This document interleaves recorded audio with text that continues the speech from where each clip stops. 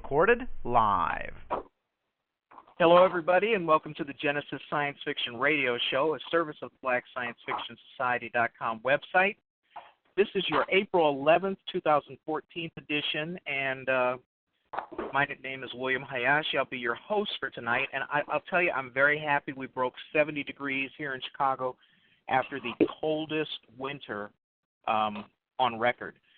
Tonight, our special guests are Ricardo Holliman and Anthony Holmes, and they are the creators of the College Kids, but that's College with a K, Kids Cartoon Show, and they have a number of accolades behind their names, around their names, and around their creativity.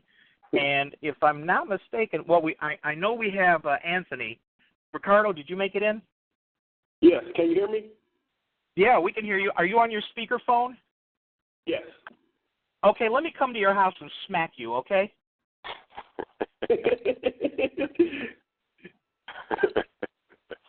Man.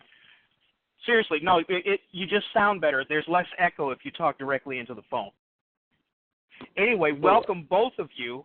And since you got here first, Anthony, let's talk a little bit about you. First of all, where are you coming to us from? I'm coming to you from Jonesboro, Arkansas, about an hour and 10 minutes, I want to say it's east of Memphis, Tennessee. Okay, and did you grow up in that area, or are you a transplant, or what's up? Oh, no. I am from originally from, I guess you'd say Dayton, Ohio, but as a child grew up in the Mississippi Delta.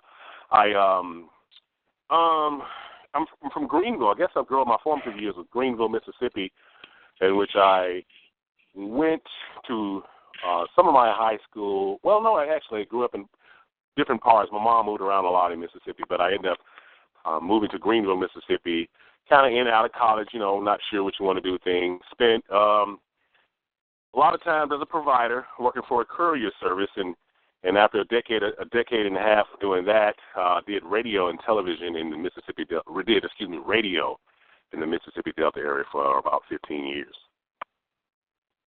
Very cool. And hang on, let me. And what about you, Ricardo? Where are you coming to us from? Same place? Yes, Jonesboro, Arkansas. And are you a transplant, or are you a native? How did you end up where you are? I'm not a native of Jonesboro. I'm originally from Greenville, Mississippi, born and raised. So I'm from the Mississippi Delta. I'm sorry, my phone just dropped out. Hold on. Can you hear me okay? I can hear you perfectly. Oh, okay. Yeah, my phone dropped out. I couldn't hear. Okay, so now how did one of you tell me, since let's just jump right in, how did you two meet? Well, actually, I'm quite a bit older than Ricardo, and I became somewhat of a mentor for him, not officially, at Mississippi Valley State University. Met in the camp. I was going to the college part-time, and it turns out I knew his family, and he knew a little bit about my wife and kids. I knew his parents. And so what we did, we just became mentor and mentee, clashed on a couple of things, vibed on a couple of things, and never thought it would turn into us developing a cartoon that was going to change the world. I tell you. Well, and so when you guys met in school, like what were kind of were you both in like the arts, or how did this whole thing start out? I don't actually. Hold on. Hey, yeah, excuse me, guys. Dude, I'm on a radio host. I'm so sorry. I apologize for that. My coworkers just attacked me. That guy there? Do you have a gun? Are you there? I'm sorry, my coworkers just attacked me. No, that's okay. I'm asking, do you have a gun? Because I often find that something like that. Never mind. Go ahead. Let me express my conservative side. So, see, I was about to say black people, but we got a white person here too. But anyway, actually, I was a radio host, and Ricardo had showed some interest in. Yeah, I know we were working on a video show together where we did a music video co-host show, and he assisted me on that. You know what? Now that I think about it, Ricardo, you there, Ricardo? Yeah, Ricardo? He's there. Do you remember that? I just thought about it. How we really started on cartoons. We both went in conjunction with a gentleman who started his own cartoon. He actually took Dragon Ball Z characters, and we did the voiceover for him. I forgot all about that. That's how we. Yeah, that's how. And he was doing anime style. Yeah. So that's how we started with the animation thing. And okay, so you guys work with this other person, and you see what they're doing. You're doing voiceover work, and then so all of a sudden you just decided, well, wait a minute, why aren't we doing this for ourselves? Is that how it came about, or did you guys have? I mean, did either of you have in your creative quiver, the beginnings of this kind of show, or was this a really brand new venture for both of you when you guys got together? Yeah. Ricardo, you want to give your spiel before I get mine? Yes. Go ahead. Well, actually, with College Kids, it actually started when it was of last year. No, it was now 2 years ago, yes. Because I moved in Jonesboro. National Radio. Hello? Yeah, your partner's having trouble with the people around him. Maybe he'll mute his phone. Okay. Okay, go ahead. Go ahead, Ricardo. Okay. So it was 2 years ago. I was still living in Greenville at that time, and at that time I was recovering from a bad car accident. Because what happened was the car accident I ended up breaking one of my neck bones, and I was in the hospital for a week. Yeah, that was in 2012. Yeah. So once I got out of the hospital in Jackson, Mississippi, that's when I went. That's when I went home to Greenville because I had to recover from my accident, and I had a neck brace on for 3 months. So it was like in mid-June or something when Anthony called me, and because I was sitting working on in front of my laptop, just doing different stuff, and I was telling him about this animation software I was using to like do my animation, and he came to me and he was like, why don't you use that animation software and the creative genius that you have from your art background to do a cartoon show? So my response was, I have no idea about animation. I have never did this. I never have ever did a full-fledged cartoon show before. So that's when I started learning more about the software and different programs, and with the storylines, I was working on storylines and stuff, and it really didn't quite work out at first during those first 3 months because I didn't have a clue of what I was doing. So I decided to move up to Jonesboro and work on a master's in mass communication. So that's why I'm in Jonesboro right now. Okay, well, you mentioned though that you had things that Anthony saw that were creative that you could apply to becoming an animated series. I mean, what kind of work did you? I mean, was it like comics? Was it cartoons? What had you previously done that showed that artistic streak, to somebody else? Okay. Well, in my sophomore year as an undergraduate, I majored in art for 1 year. So that's when I learned different techniques as far as color fundamentals, drawing, and different stuff. And then my friends, my art friends, they was doing comics as well, and I was learning to work on Photoshop. So that's when he seen me doing a lot of sketches and doing a lot of digital art, and then that's when he seen I have a little talent. Okay. And that's where it started from there. Very cool. And so, Anthony, what did you see specifically that you thought would actually push this into, maybe an animated series? Well, first of all, I want to apologize for the abusive language. The anger was not directly toward the person who was making the disruption. It was anger just toward the enemy, because sometimes the enemy uses our spiritual and physical, spiritual enemy uses other people against to stop something for this work to be shown as well. So my deepest apology for that language. But what I saw in Ricardo was his tenacity, is that once he sat down on the project, he was totally focused on it. And early he said it didn't quite work out. What he didn't want to say was the personal clashes that we had. Both Ricardo and I from the Mississippi Delta, and the school we went to was a historically black college. And there's some social things that happen at a HBCU. I don't know if you guys have experienced. They don't quite that happen. That they're not all about education. And in our first drafts, it was a lot of that in there. And I was telling Ricardo, he was like, well, this is what's going on the college campus. I was like, well, that's not what we want to show.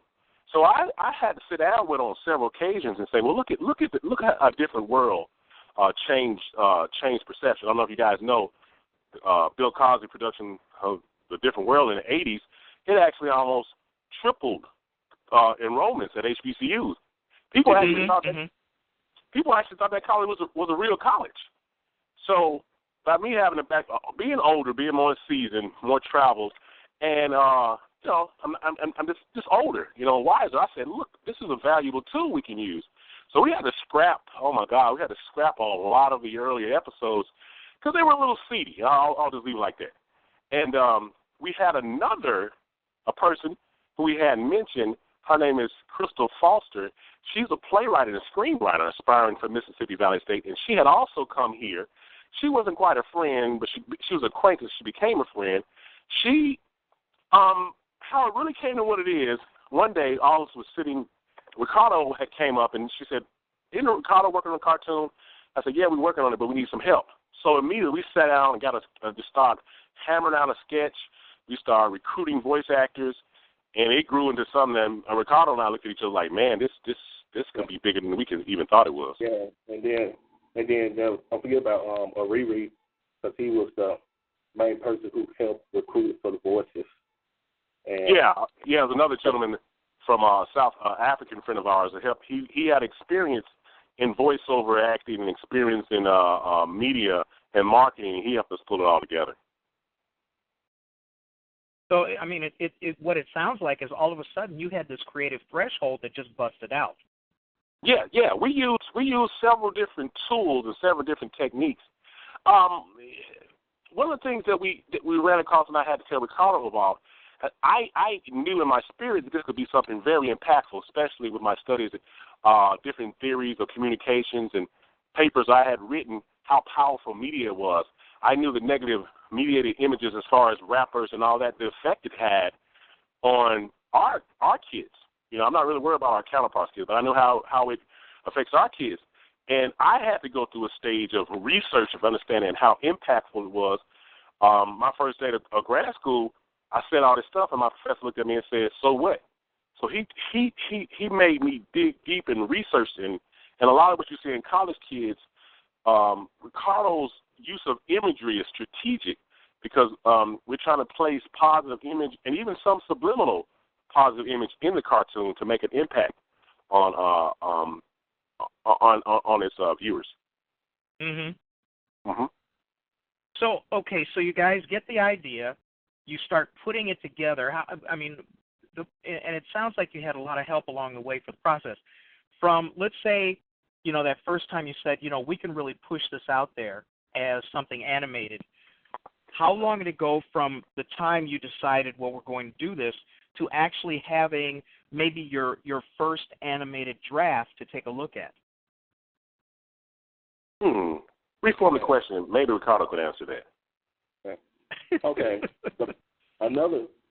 I played, my part in this is also, I'm the animation visual coordinator for college kids. So I had to research several different drafts. The first draft was the first draft for college kids was just it was horrible, and so I had to throw that out the window, and then just coming up with the designs of the characters and coming up with the different colors. Give the characters a color scheme to them. And then plus doing the virtual city that goes along with it. And then sure. So okay. So I mean, obviously there's a certain amount. There's a learning curve to your mechanics, or to your fulfillment, and also acquiring the tools and being able to manage the tools effectively. Would you consider this like a really? I mean, was it a long process, or did you catch on pretty quickly? It was a long time test. It literally took me like 6 to almost a year just to learn the softwares and different techniques. Sure. But just between you and me, a year is really not that long time. I mean, it does sound like you were able to pick up these techniques rather quickly. He did. And so you got your first, for episode 1, from start to finish, you're talking about a year or more. Oh no! To actually create it, Ricardo, it didn't take you that long, man. Yeah, it didn't take a long time just to put it together, but it just took a long time just to learn the technique, and learn the different types of softwares, and that's what really took the longest. But So let me help my colleague out. Once he got his techniques down to learn, no, it did not, from beginning to fruition, actually, to do an episode, to be honest with you, a month, maybe. Uh-huh. That's including the voiceover actors, just their time, the actual time in the studio, the syncing of the voice actor script, the actual revision of the script, maybe a month and a half. Yeah. That's pretty fast. That's getting off the dime very quickly. What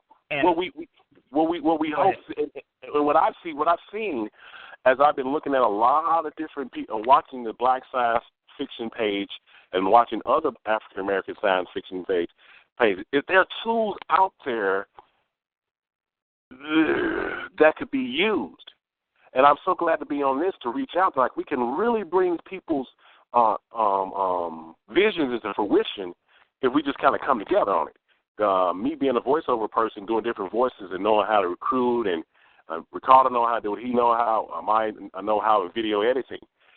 We can really rapidly put out many episodes of things if we just build a community together using the internet, using technology. Okay, and obviously that's true. I mean, okay, so you guys start doing this. When you look at how much talent there is out there, and when I look, I see a lot of fragmentation. I see a lot of people who want to, quote, go their own way. I see something that I rail about all the time, and I'm sure people are sick of me saying it, but it's true that a lot of us black creatives treat creativity as a zero-sum game. Treat treat production as a zero-sum game, and when you go and you help somebody else, a lot of people feel that whatever that other person gets, whatever dollar that person earns doing what they do, is taking a dollar out of their own pocket, which is really foolish. But there's a lot of that out there. When you talk about, I've got to answer that. Okay. Art was never meant to be sold. Art was never meant to sold. Michelangelo, these guys didn't sell their stuff. We sell our music. Capitalism has come in and said, you got to make money off what you do. Don't let nobody pimp you. Don't let them pimp you, man. You got to get paid for what you do. What? What? Man, he's going to take what you do. He's going to make money off of it. I'm sorry, that's my soapbox, but that's how I feel. I understand. I do understand. I understand your perspective, and in a perfect world, that would be so. But you have everybody else around you. You have everybody else you know and everybody else you're going to know sitting around there using money as the scorecard of whatever success they think they have.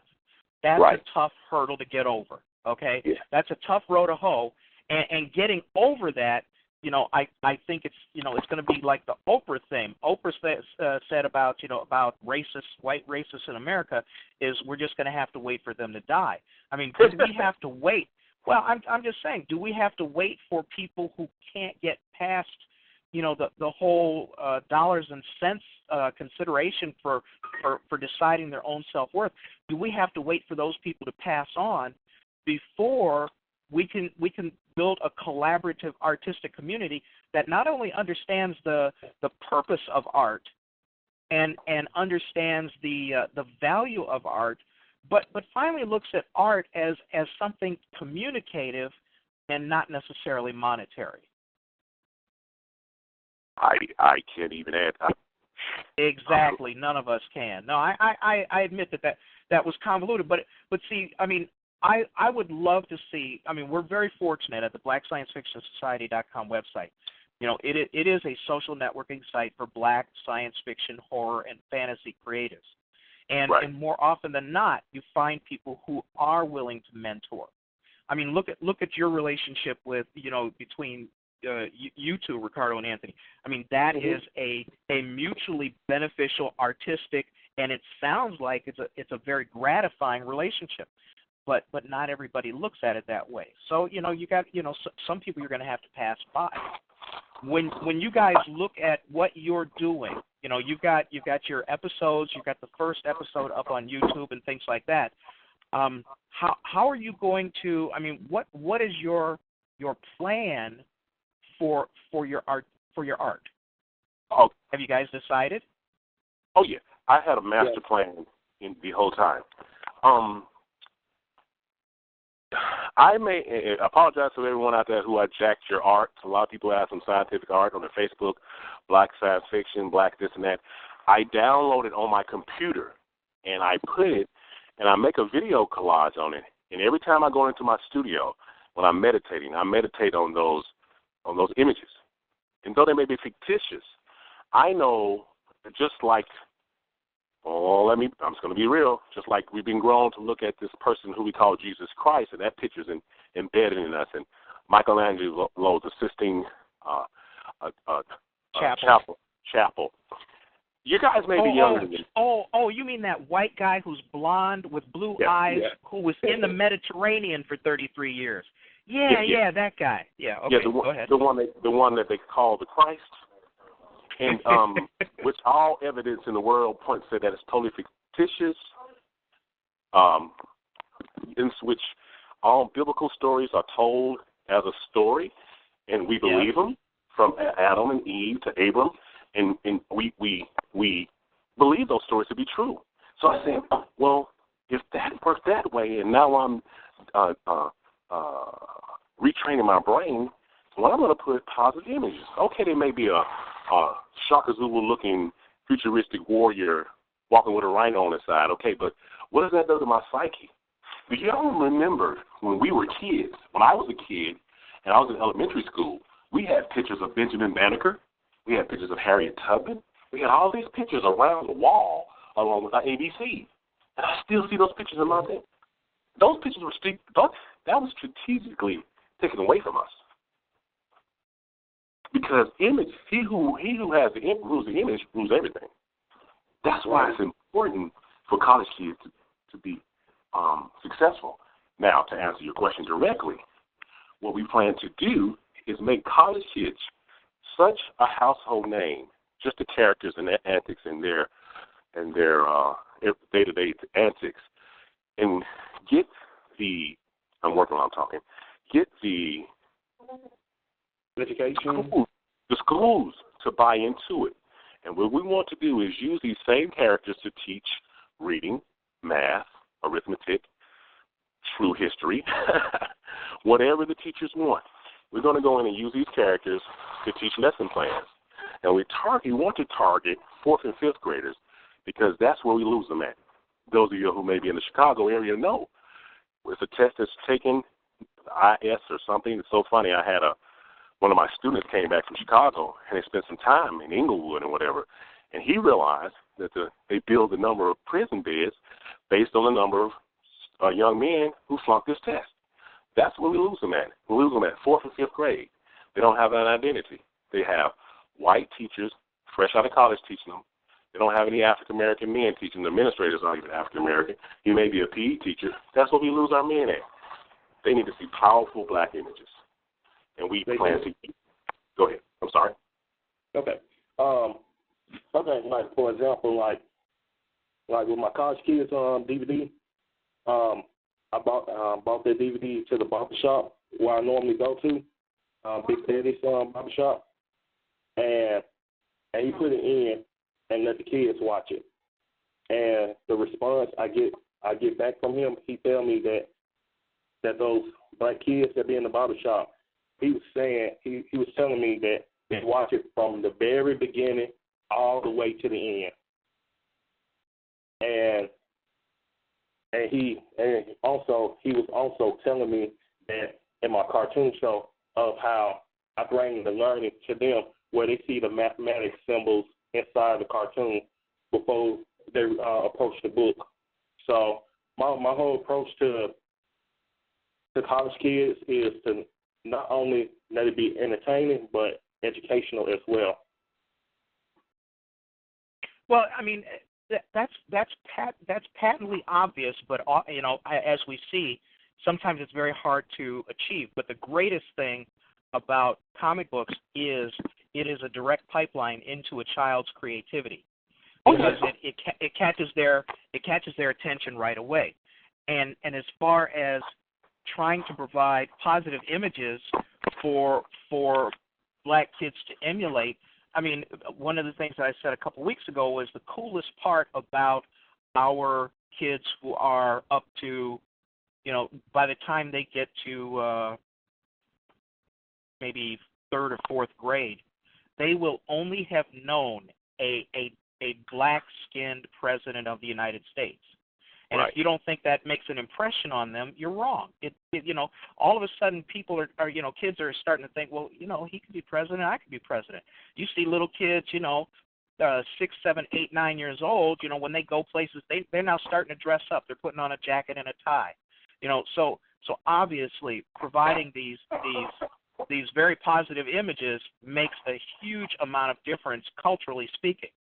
So when we talk about your plans for college kids, being able to disseminate them as widely as possible, obviously is something that is very desirable. So you get the DVD to the barbershop. You've got that kind of feedback. What other kinds of venues have you exposed your work to, where you see a natural affinity? Right. Where else have you? I mean.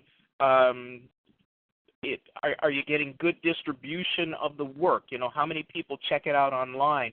And what plans do you have to help build at least a groundswell of viewing so people can see your work?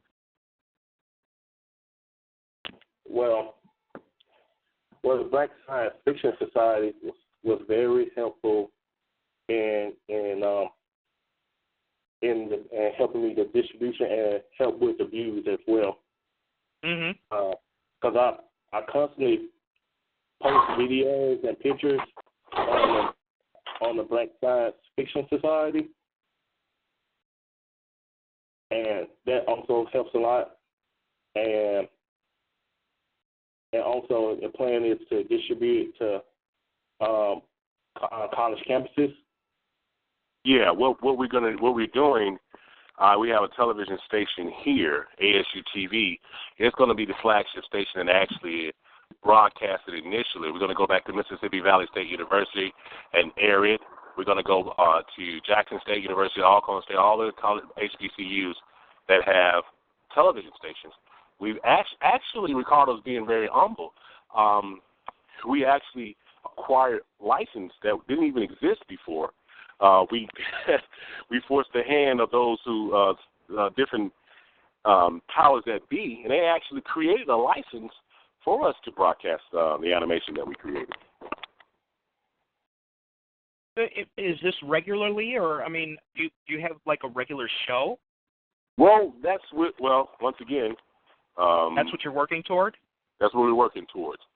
And one of the things also, many people who are listening, going to listen to this rebroadcast, need to take in mind that all of your local TV stations have to provide 15 hours a week of television programming. The issue is, if you wake up on Saturday morning, the cartoons aren't on anymore because you missed them, because they started off at 4 in the morning. And the reason I know that, because I used to be a master controller at a local TV station, and once late night shows went off, 4 or 5 in the morning, there was Sabrina the Teenage Witch and all these cartoons. I was like, these are the same cartoons that started at 8 when I was a child, now start off at 4 or 5 in the morning, and therefore the station reaches its the required amount of television programming. So there's things that we don't have to pay for if we create, that we can tap into your local television stations, because they are required to broadcast educational children programming, mainly cartoons. And a lot of that's not general knowledge, but it's knowledge. And so now I'll just share it with you. Man, okay. So right now, how many episodes do you have completed? Well, we've got 1 complete, but we have a lot of snippets. We've got 4. Okay. And we actually got 3 more, and they're kind of still fragmented, the words you used. And we actually on a campaign because some of our voice actors have graduated, and through my class, I have a video production class on the campus, we have a campaign to auditions for the remaining episodes. And, of course, just like even when you watch your favorite cartoons, sometimes voices change, but the story doesn't. So, yeah, and we actually even have the capabilities of those who may not even be in our area who can audition and voice these parts. We have the technology which they maybe can record from whatever facilities they may have, and then we can sync it here with the devices we have here in Jonesboro. Very nice. All right, so you guys have been doing this. Let's walk this backwards a little bit.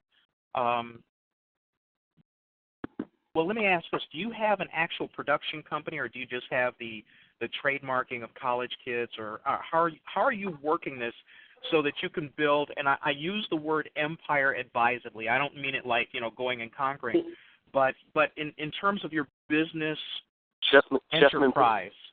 Chessman Productions LLC.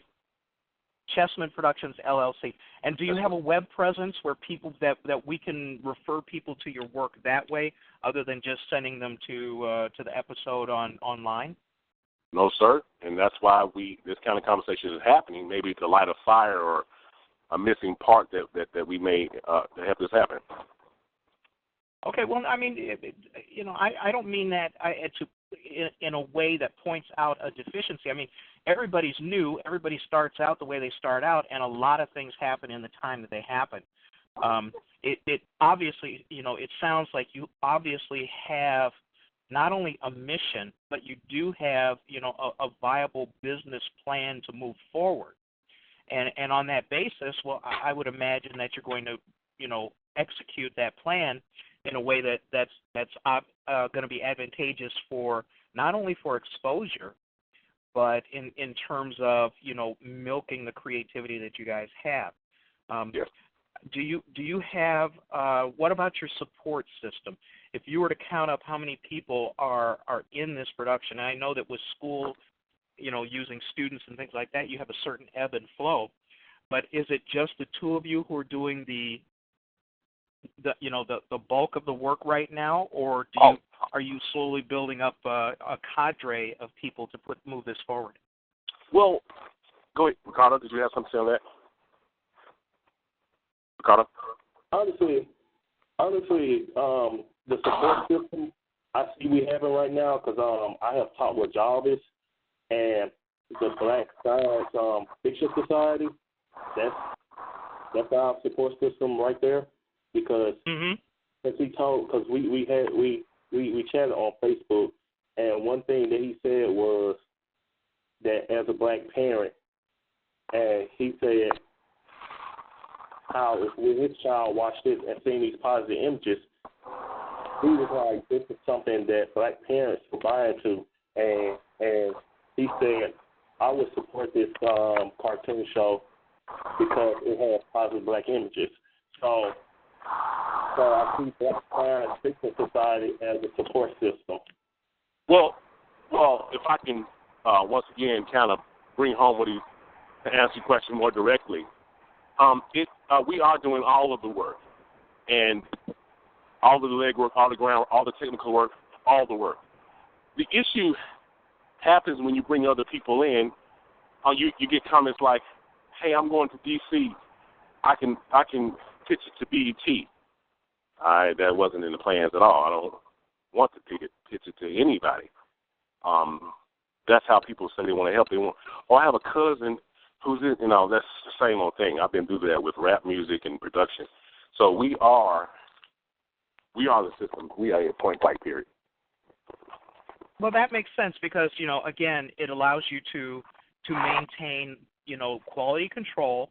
It allows you to unify the message, and it prevents a dilution of your brand and people making decisions for you that either A, you're not prepared to make, or B, you had no intention of making. So, I mean, that speaks well to the control issue. So you have a plan, you're going to stick to the plan, and the people that you're going to align around you are going to be people who can work the plan. So I think that's very disciplined from a business perspective. Let's talk about some business here. What kind of business experience do you have? Ricardo, why don't you tell me first? When you go back and look in your Swiss Army knife of tools and things that you can do, and how you deal with getting a business going. What's your background like? Okay. So far, my background, I have an art background in sociology, and also a master's in criminal justice. So okay. When I was taking some of these classes, I would take some classes in economics and in administration. So I learned different theories about business. And as it applies to college kids, I'm learning about how much.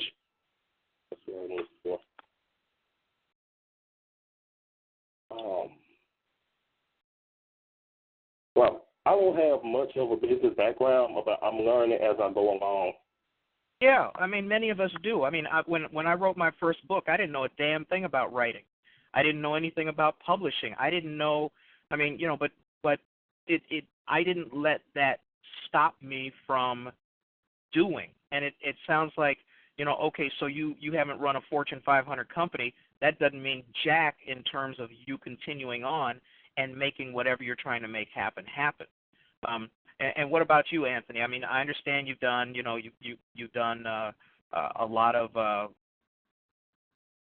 entertainment-based work. What do you think you're bringing?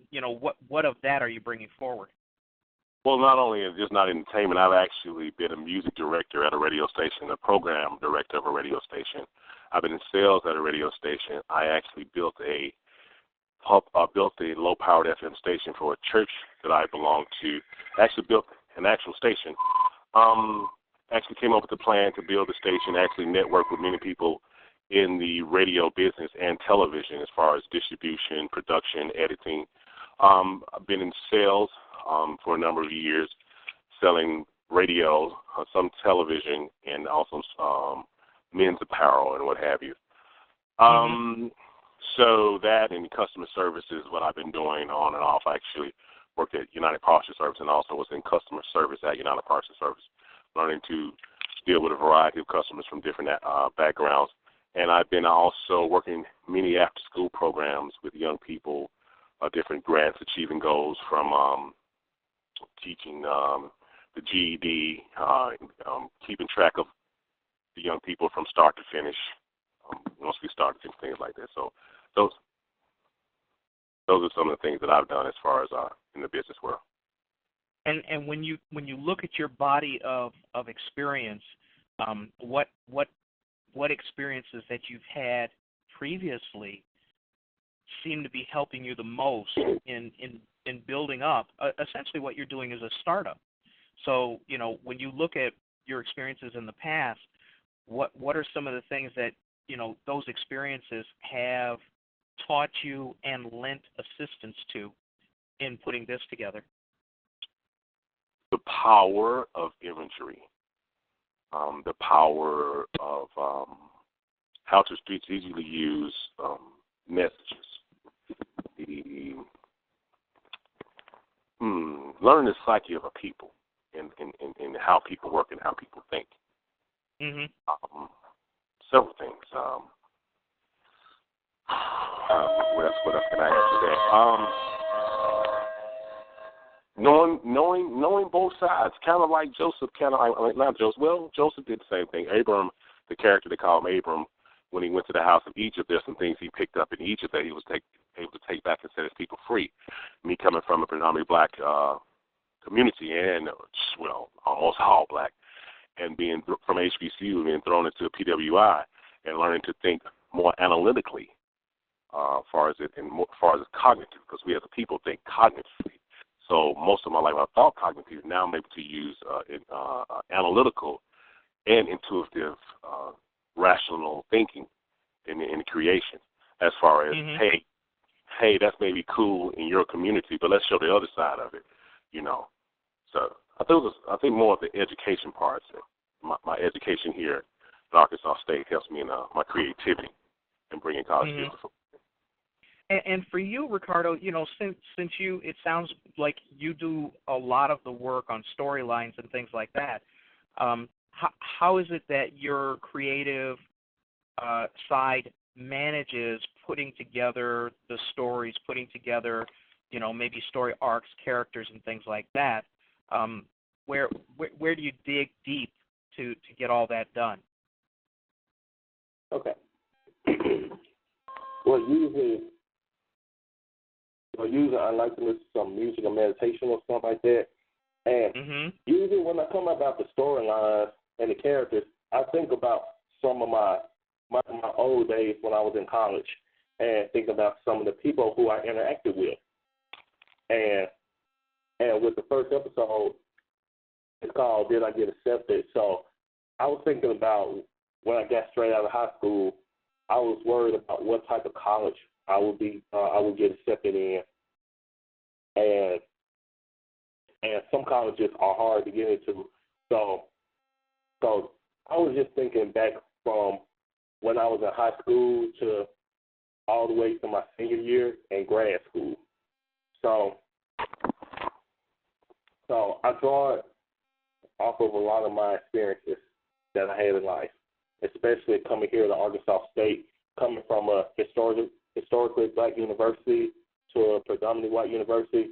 Are you familiar with the movie Stump the Yard? I've seen excerpts from it. I didn't see the whole thing. I'll be honest with you. Yeah.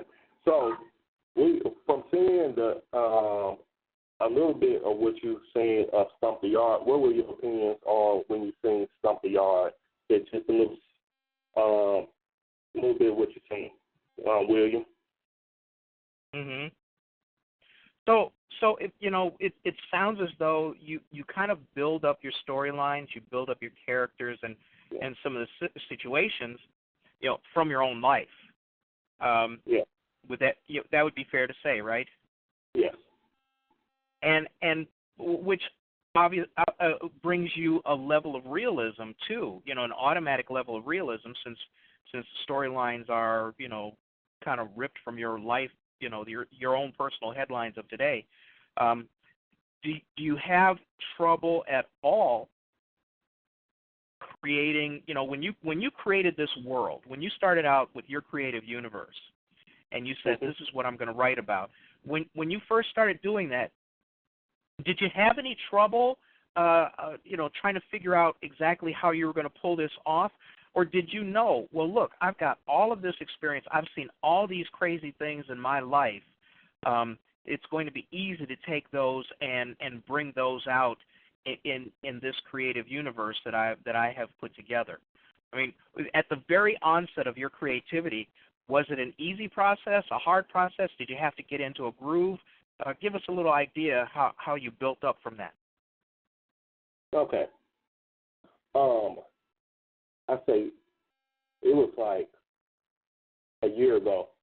I remember when I was sitting down, and it was, by the way, it's in December in Jonesboro. It snows very bad, and I remember I was sitting there, and it was snowing outside. I was in front of my laptop, typing up a storyline for college kids.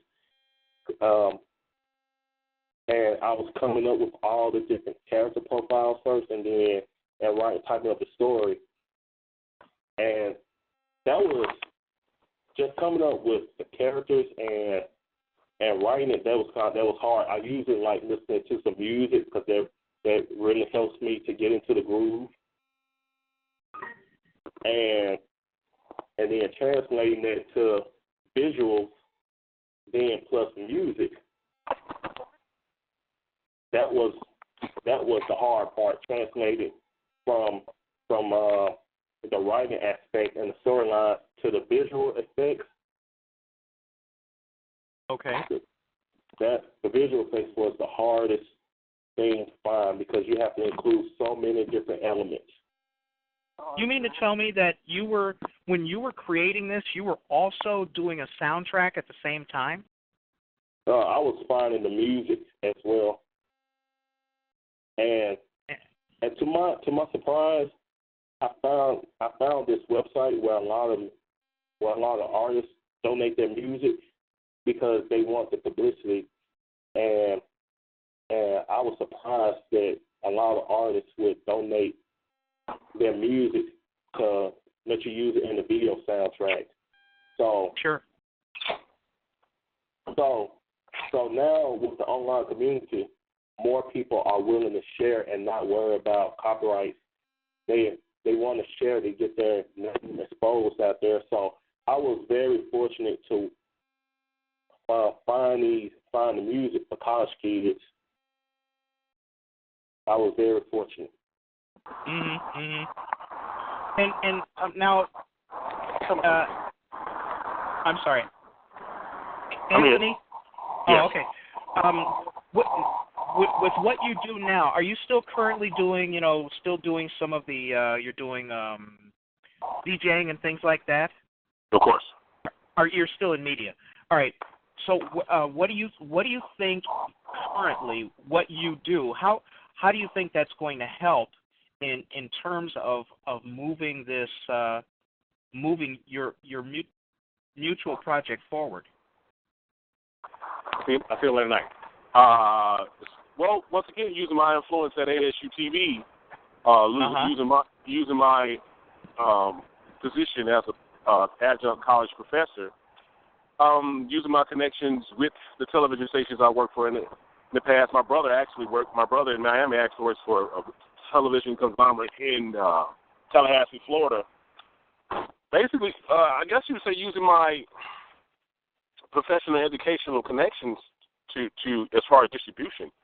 As far as actually, when it comes, I heard you ask a question about the soundtrack. A lot more of the music could have been original from my camp. But what I I'm so sorry. What I ran into when I asked people to lend some of their music, and not all of it was hip hop, a lot of it was mainstream, whatever, was back to what you said. Well, how much of the pie am I gonna get? Well, there is no pie now, but certainly got to be a piece. Certainly you make some money off of it.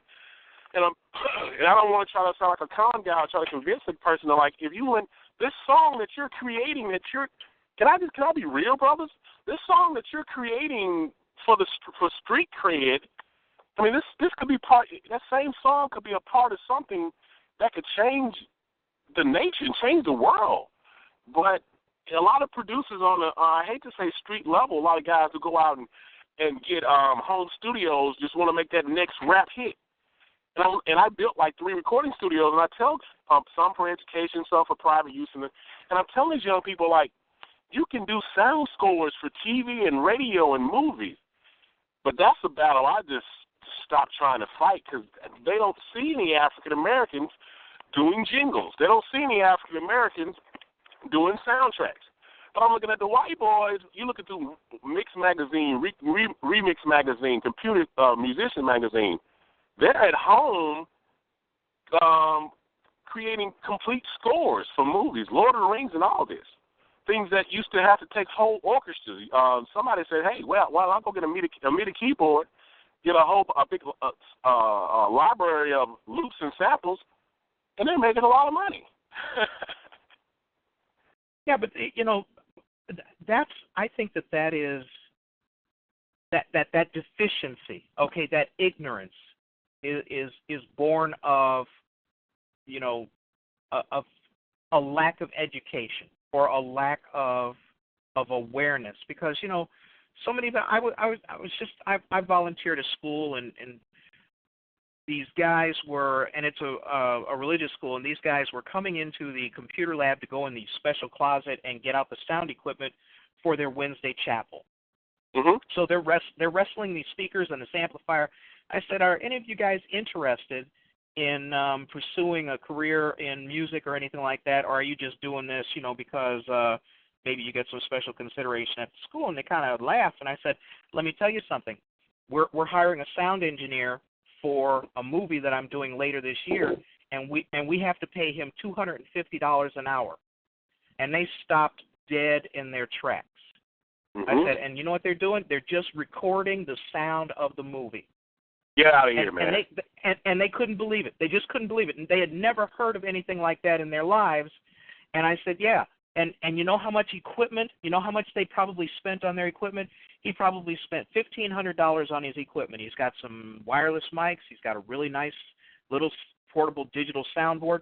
He's got microphones and a stick to put his microphone on. And he's making $250 an hour. And you know what? When we call him in at 8 o'clock in the morning, sometimes he's not done till 11 o'clock at night. And I said, you do the math. Exactly. And then all of a sudden, it opened up. I mean, they had never heard of such a thing. So to what you're saying, you're absolutely right. You're going to run into that everywhere because the level of ignorance is astounding. It's staggering. And the other thing is, it goes right back around where we started talking about. If they don't see examples of people who look like them doing something, then it doesn't exist. Exactly. So, it's beholden to us to be able to say, hey, look, you may be just setting up the sound system for chapel, but you know what? If you pay attention and over the next, maybe when you go through high school, look what you can do. Look at the money you can make. And unfortunately, I hate to, go back around to where we weren't supposed to be, but you can make money from your talent, if not your art. Let me add, well, we only talked about that, but I also do live sound and that kind of thing. And I started off with my church building my cassette ministry up to a CD ministry, then up to a video ministry. And it was hands-on. And when I got to Mississippi Valley State University, anytime somebody was setting up, we had a Darryl Dickerson, a good friend, he's now a friend of mine from New Orleans. I would see him setting up sound. I'm like, every time I was on campus, man, let me help you hook up sound. And, he said, and I would hook up mics and help with feedback and do all that. I showed to be a good student, even though I was a non-traditional student. I ended up traveling to New Orleans with him to the Mahalia Jackson Performance Arts Center and videotaping and audio recording with the Marcellus, and who had teamed up with the Louisiana Philharmonic Orchestra and did something that wasn't done before. And I kept telling the non-traditional students, like, guys, it's what you do here. Another story is Dave Frampton, I think I'm pronouncing his name right. Him and his wife, our audio engineering team, started out with MIDI, learning MIDI back in the early days of MIDI. They built Paisley Park Studios. But what happens is when they come to Mississippi Valley State University and speak, I ain't never heard of them, man. Man, I want to be a rapper. Can they help me get a deal? I'm like, dude, this guy built Paisley Park Studios. Prince. Man, I'm not listening to Prince no more. That's the muck and the mire you have to get through the young brothers who are so talented who just don't get it. It is true, and then you have the ones who are willfully ignorant and want to wallow in that. My kids don't need to know any of that. They're too busy keeping it real. Real what? Real broke. And not knowing that some of my major papers was my major line of study was the impact on behavior of the mediated messages through rap videos. And though I was the predator of it, I was one of those who produced those songs and all that, and still have some ties. Those people who, it's not by happenstance that certain rappers look and act and dress like you. They're not looking and acting like you because they are you. They're looking and acting like you strategically so you can buy in and say, hey, 2 Chainz looks just like me. He recorded a video down in my hometown. We the same. We're the same people. These guys are educated, from Snoop to Ice Cube to Ice. All these, they don't live in your hood. Well, I mean, and that's a key difference. I mean, like, look what you did. You said, okay, I'm going to discover what the tools are in order to make this work, and then I'm going to put in the time and the effort to learn the tools. You don't see a lot of that either. Oh yeah. In addition, now coming from an art perspective, when I was a sophomore as an art major at Mississippi Valley State University, I took classes in color fundamentals, two-dimensional design, intaglio printing, and some other classes. And my response to when I was doing the work, like in my colors fundamental class, we had to take the color wheel and we had to take red and we had to do 12 sheets. I had to paint 12 sheets per color. And I had to turn in like 100 pages to my teacher. And I asked my teacher this: why do we have to do all this work? What's the purpose of it? I don't see the purpose of it right now. And my teacher's response was, you don't see the work you're doing now, but he was like, I'm hard on you right now to prepare you for what you're going to do later. And I didn't understand that as a sophomore at that time. And so now I'm learning all the stuff that I learned in my art classes is applying to me now. As far as color, design, just learning the whole 9 yards. And I'm realizing what you were saying, William? No, go ahead. Okay. So sometimes when you're learning a particular software or a technique or learning a different thing, you're not going to see why you're doing it at that moment. And I advise a lot of college undergraduates. I mean, I talk to them when I see them, and I advise them, learn everything you can while you're in college, because what you learn in college, you can apply it in the real world, because if you just go to college and go through the motion, and just do it just to pass the class, you won't have a successful job. Well, I mean that's true, and in my arena, as a writer, if you don't know how to write proper English,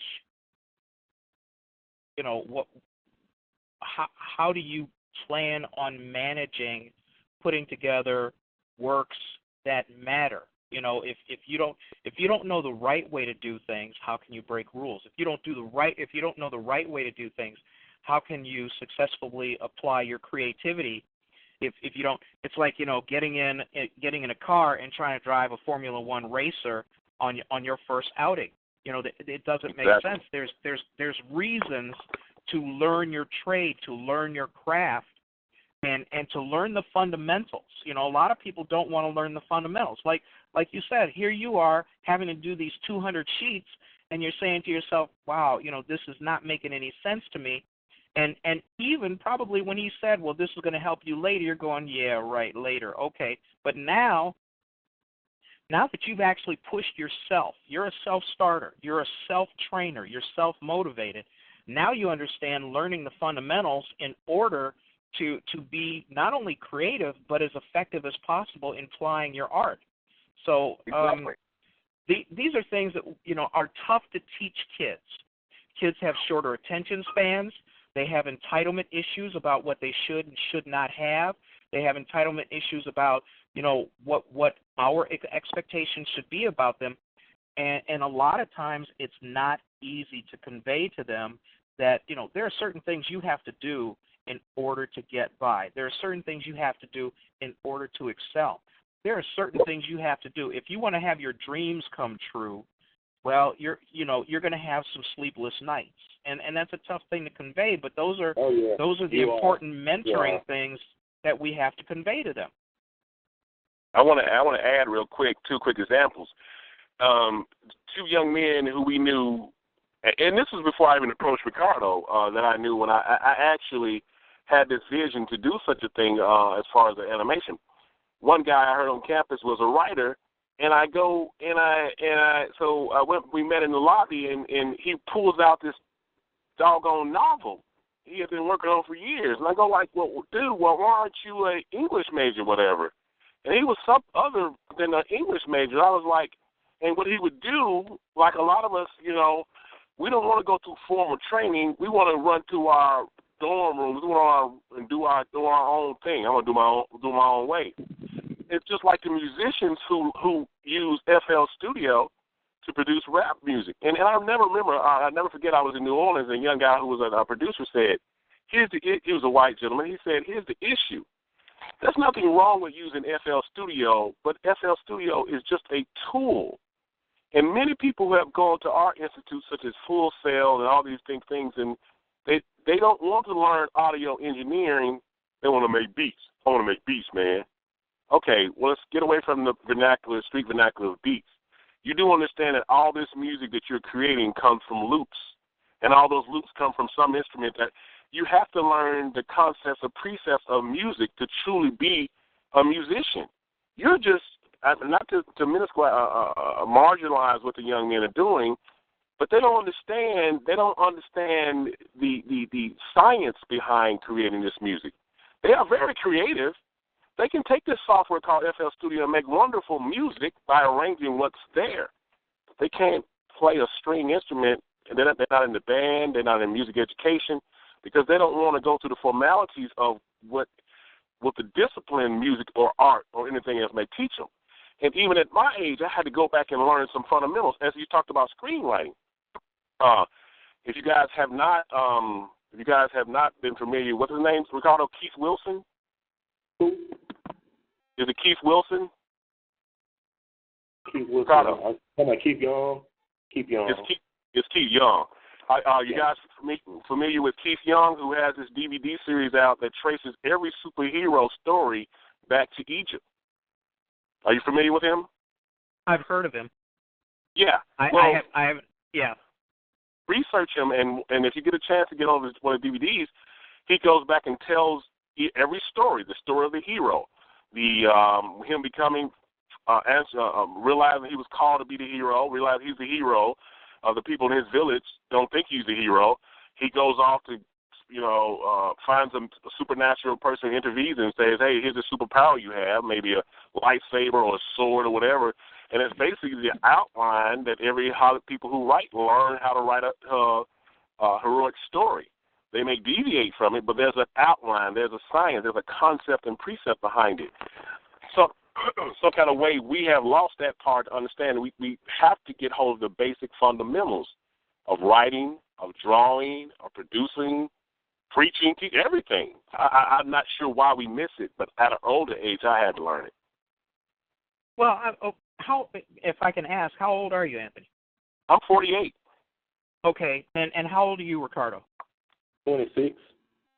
All right, so when that's a pretty good span there. I'm 58. All right, I know my grammar. I know my English. I didn't even grow up speaking like this. I sounded like J.J. Walker when I was coming up. But I learned how to speak like this so I could get on the radio.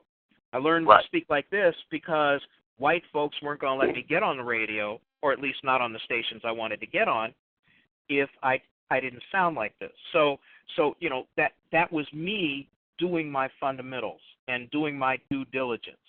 Okay? Now, getting a society of youth today that has a very, very short attention span and really doesn't have any patience, and probably a lot of that goes back to what goes on in their family. And I'm not calling anybody's parents on the carpet, but it's a tough thing. And when you run the one thing that I hate to see wasted is if there is someone young, a child, a teenager who has a desire, who has a thirst, and somebody doesn't slake that thirst. They don't feed that need. Because there are kids out there who do want to learn how to play an instrument. I volunteered at an elementary school, and there's a line after school of kids who want to get on the piano, and not just to bang at it, but to learn how to play. And those are the people that we have to nurture. The challenge that we face as a culture is how can we get those who don't see the value in that or don't have those values to understand that there's some fundamentals that they should learn about life and fundamentals they should learn about things that are interesting, and that they should put in the time and effort to do it. That's the challenge today. That's the challenge in a 2-minute attention span society. So go ahead. I'm sorry. I just want to say ADHD and ABA. I'm jacking up the acronyms, but it's all this whole generation is that with your Instagram, with your do it for the Vine, with people blog, with this instant. It's hard for students as an educator. It's hard. These students want you to entertain them. Teachers have to be entertainers. They have to be comedians. This boring. And I used to be mad at the students until I really got into my higher education and realized this whole society has been that. You listen to a radio station. If you listen to the radio station now, they're buying 5-second spots. What the hell? A minute spot, I can understand. A 30-minute spot, okay. When you start doing a 15 seconds, a minute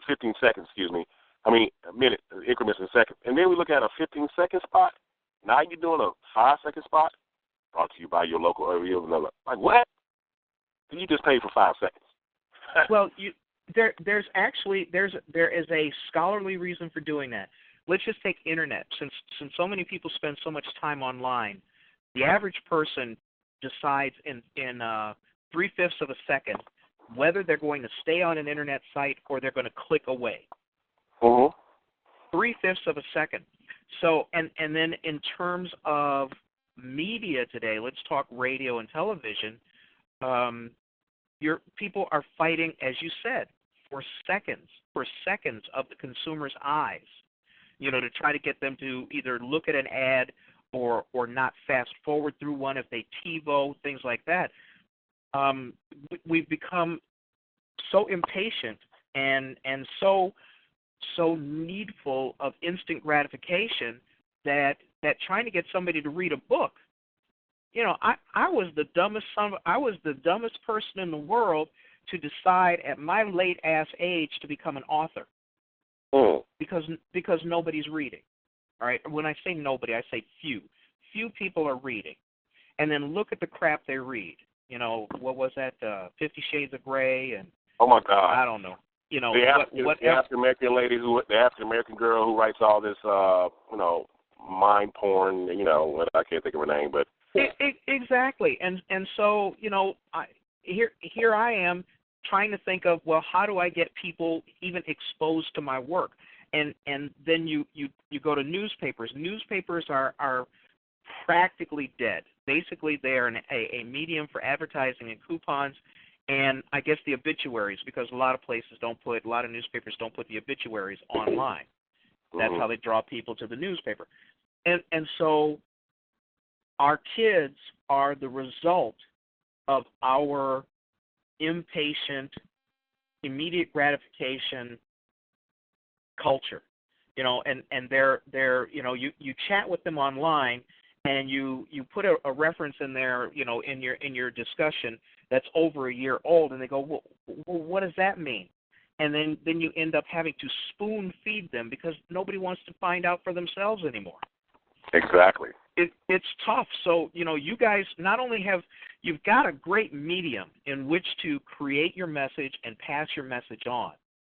And since you have that going for you, once you can get them hooked, it's a fairly easy thing to try to build up an ongoing audience. So I think where you're at is brilliant, and I think if your execution stays true to what we've seen so far, you're obviously going to do well. One of the techniques we're going to use, chime in on what you're saying, as I told my colleague here, is that at some point in time in the creativity, things went on, and I was like, people's attention span is not that long.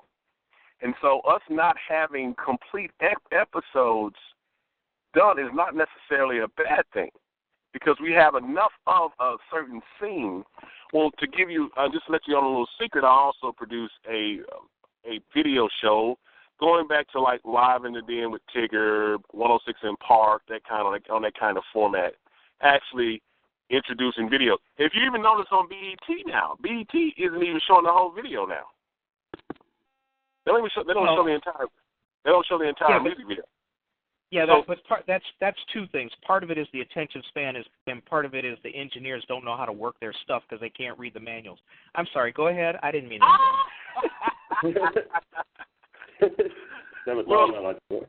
Well, what we're doing is incorporating strategy because independently we're working on a couple of projects, and I told Ricardo, why don't let's combine the VJ element, let's combine the man on the street element, let's combine, hey, I'm the world, my alter ego, or my DJ name is the world famous DJ Tony O. Hey, what's up, the world famous DJ Tony? I'm broadcasting live downtown Lickbuck, Mississippi. I'm here with, whatever that baller or shot caller or influencer person, and we're saying, hey, what's your favorite video? That gets the community to buy into it. Say, man, I'm on TV. He's a VJ for a half a second. He introduces that video. I may not even agree with it. Now, here's the thing. A lot of stuff that I may produce, I don't totally agree with, but just as the person they call Jesus, he had to use tools that were existing to teach a message.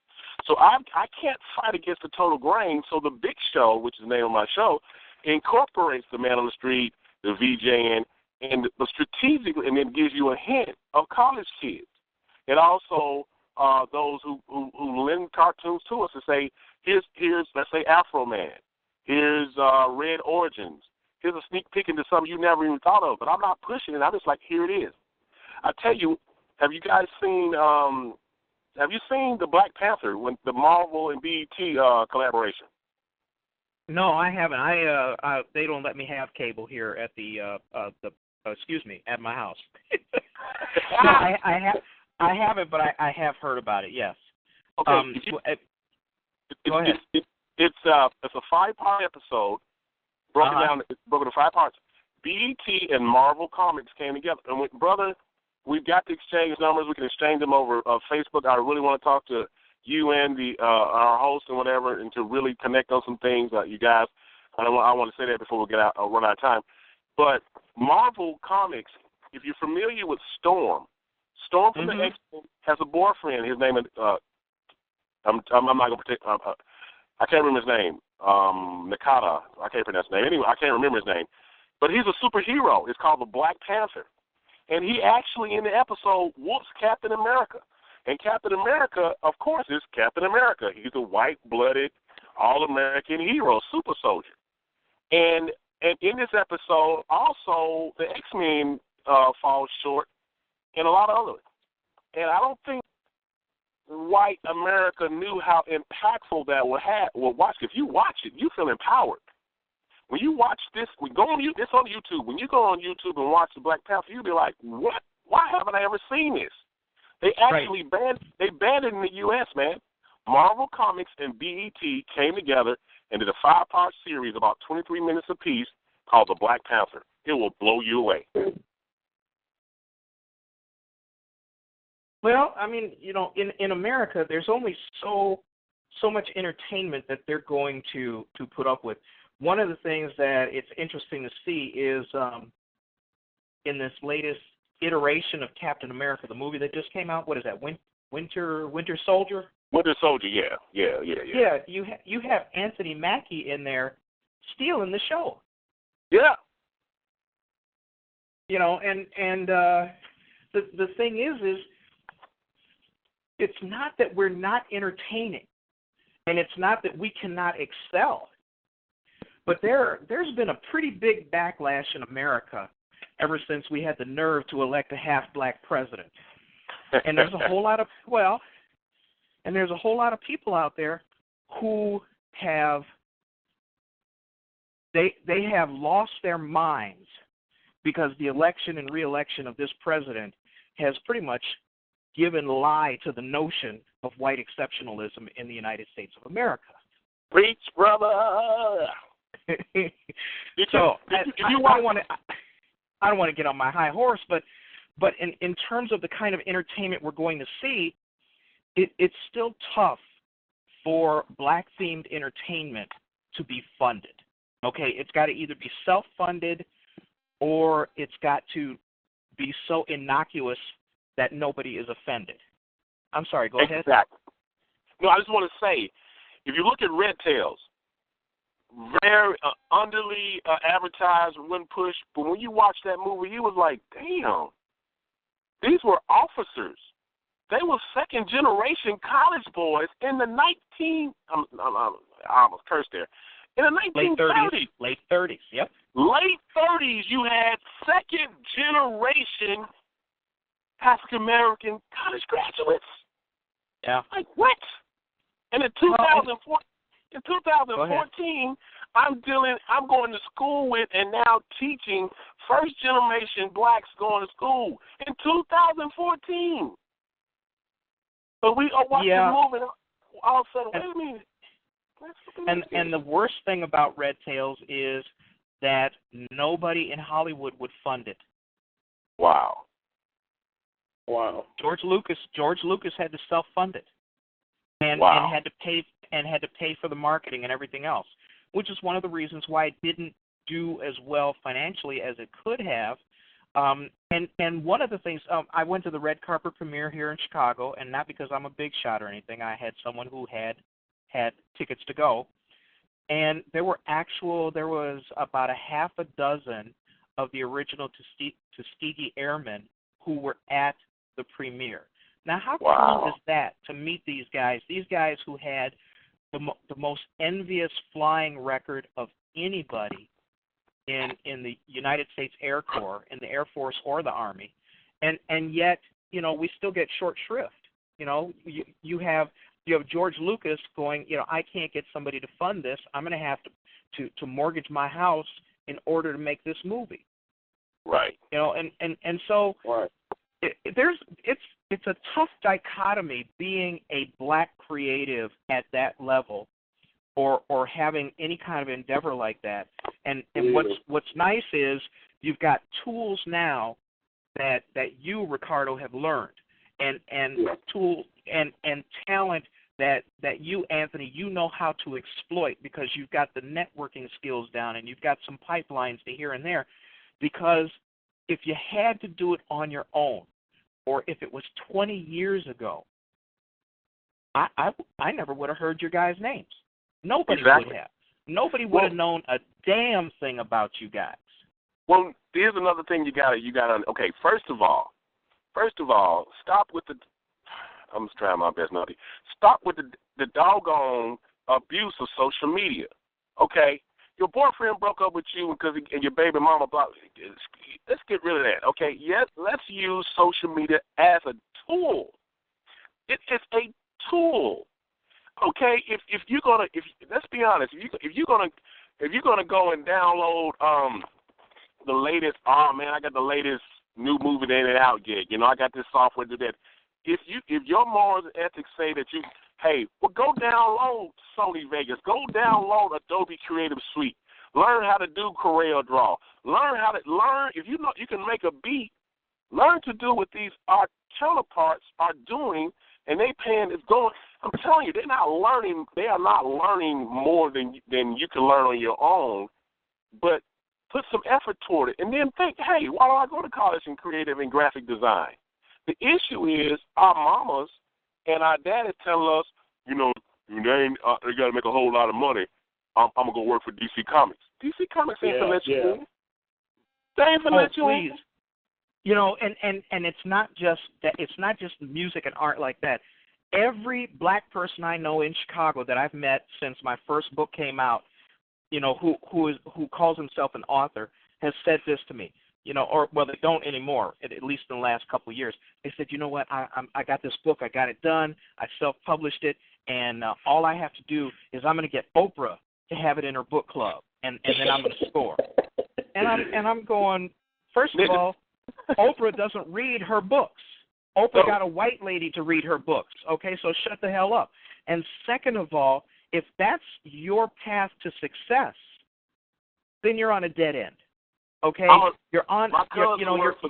Go ahead. My cousin works for Tyler Perry, and blah blah.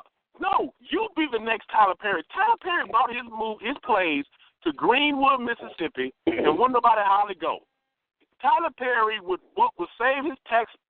Let me calm down. He would save his tax money up, book these auditoriums, nobody would show. 15,000, all these people say they come, nobody would show. He got at it, he did it. Oprah now got him, but he made more noise on those circuits, booking churches, booking auditoriums. He used whatever he could use at his disposal. What's the lady, the husband, Mr. Brown, and they husband and wife in real life? Those people have been in the business a long time. That's true. They did not wait. Oh, I can't.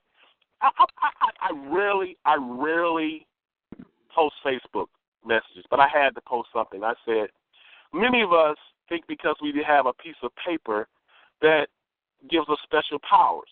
We're not going to work a mediocre job like waiting tables or mowing yards or picking up paper, because we're above those common people. Our cousin who lives in Atlanta, a.k.a. Oz, is going to hook us up. And we're going to move to the land of Oz, whether it's Dallas, whether it's the suburbs of Atlanta, whatever, and we're going to make it big because we got this piece of paper, and they're going to hook us up. Did you use the computer lab at your school? Nope. Did you maximize where you were? No. Change your mind before you change your location. How I became successful, and you used the word exploit, I didn't do it maniacally. I work at a school. I work at a school where you can check out high-definition cameras, lenses, tripods, lights, backdrops. You can check them out a week at a time if you want to. No questions asked. Did I take that? No, I didn't go out and do anything unethical. I didn't go out and do anything immoral. I did my assignments, whether they were news, sportscasting, entertainment, and I maximized it when I was in that position. So, therefore, if you look at my resume reel, I've done news, I've done sports, I did Man on the Street. I have a entertainment show that I've created. And I'm not being braggadocious. I'm just saying I went in and said I also have a cooking show. I went into a local restaurant and filmed like a man versus food. I also have a movie review show. I maximized. My name is Anthony Holmes. I actually had a man-on-man interview with T.J. Holmes. You remember T.J. Holmes from BET and CNN? Mm-hmm. Yeah, I've got an interview and I just haven't released it yet. People are like, you didn't interview TJ Holmes. Like I said, I sat down with him for 30 minutes, for 20 minutes. I maximize my resources. Most young people who have programs like this in their schools just don't maximize it. They don't, like Ricardo's saying, they don't want to learn the color wheel. They don't want to learn the fundamentals. They don't want to build relationships where they are, because all this is politics and relationships. It's who you know. It's not your – if any of the listeners are out there or listen to this, you may be Greek. You may belong to a social organization. Don't get it twisted. Now, my wife is Greek and my brothers are Greek. It's not that magical fraternal brother or sorority, however you pronounce it, sorority sister that's off in this magical land. It's the people right in front of you who you network with. That's how you do it. I never forget when I was in Nashville, Tennessee. I was part of the Gospel Music Association, and I was on the ground floor when Christian rap was just about to take off. We were in a breakout session, and Michael Jackson's PR person was there, Jay Moss from the gospel group, the Karen Kiki, she and a bunch of people were in the room. And so it was really, the guest panel was just there to kind of answer questions, but it was a networking opportunity. I'll never forget this young lady who was sitting beside me, you know. I'll call her Susie. I said, hi, my name is Anthony. She said, my name is Susie. She was real short with me. I said, okay, well, I'm a radio station manager back in Greenville. Okay, I work with kids at that school program. She was real short with me. I don't know if she thought I was trying to hit on her, come up to her, and I was like, well, dang. So I turned a couple other African-Americans into place. And all of them didn't want to talk to me. They wanted to talk to Michael Jackson's PR. They wanted to talk to Jay Moss. And so the girl who was real short of me, she stood up and she went on a rant. You guys are doing the work for the Lord, but you're not giving back. I'm in North Miami, and we got a ministry, and we need y'all. And the whole panel looked at each other and they stopped and said, ma'am, no disrespect. Ma'am, not that we're so busy, but we have a lot of things going. We may not know about your struggle in inner city in North Miami, but have you networked with the person to the left of you, to the right of you? And that's when the light bulb went off. Black folks don't know how to network. Black folks don't know how to talk. Go ahead, brother. That is true. And I mean, I didn't mean to cut you off. But again, that goes back to that zero-sum thinking, you know, where somebody thinks that there's only $100 on the table, and that if somebody else gets 51, then all you can get is 49, or, you know, just thinking that life is a zero-sum game. We don't cooperate. We don't see our marketing companies cooperate with each other, and look at what our marketing opportunities are now. You know, you have all of these white marketing companies, Leo Burnett, Starcom, all of these companies making this big money, and they merge. You don't see two black advertising firms merge. It just doesn't happen, because what they're doing is they run their agency as a lifestyle agency.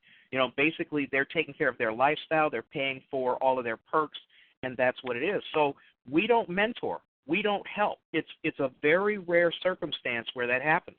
And then one of the things that's pretty cool about, you know, having college kids, when, you know, to bring it back, Ricardo, is the fact that hopefully what your message is or the way you put your message is going to help drive more people, more black folks, more teens to understand the value of higher education. Yes. You know, we hope, you know, it is my hope that that's one of the things that they get out of it, because obviously going to college is not the be-all, end-all, because everybody is so, well, Bill Gates didn't go to finish college, and so-and-so didn't finish college, and so-and-so didn't finish college. And, you know, my response to that is, yeah, but they still know how to read, they know how to write, they you know, you can say whatever you want to say.